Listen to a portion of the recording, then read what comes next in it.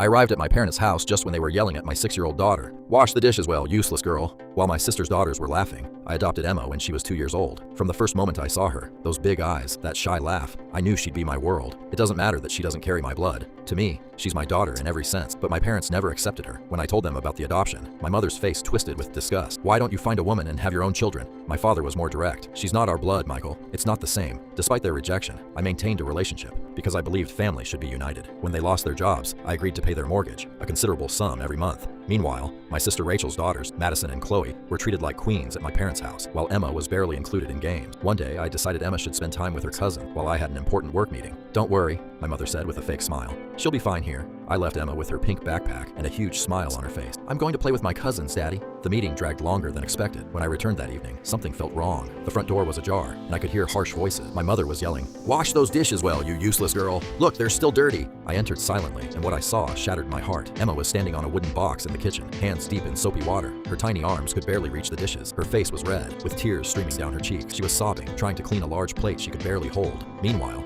Rachel's daughters were mocking Emma while playing with toys. My parents had forced my little girl to do chores like a servant. "What's going on here?" I shouted, storming into the kitchen. Emma looked up and ran into my arms, her hands wet and trembling. "Daddy, I'm sorry. I don't know how to wash dishes well." She sobbed against my chest. I felt fury I'd never experienced before. "Why is Emma washing dishes while Madison and Chloe make fun of her?" My mother approached dismissively. "We're just teaching her to be useful. Don't be so dramatic. She's a 6-year-old girl. She should be playing with her cousin, not scrubbing dishes she can't even reach while you call her useless." My father spoke up. "Rachel's girls don't have to do that because there are real granddaughters." Those words hit like a punch to the stomach. "Real?" I said, my voice filled with contempt. "So Emma isn't real? Is that why you treat her like trash? You don't love her. You've never loved her. What kind of grandparents do that?" My father raised his voice. "This is our house, and we do things our way. If you don't like it, take the girl and leave." I took Emma in my arms and walked out. On the way home, she asked quietly, "Daddy, why don't Grandma and Grandpa love me?" I felt the world come crashing down. That night, I made a decision. If they couldn't love Emma as she deserved, they deserved nothing from me. I called the bank and canceled the mortgage payment. Weeks later, my father called, desperate. "The bank sent us a letter. The mortgage payments are overdue."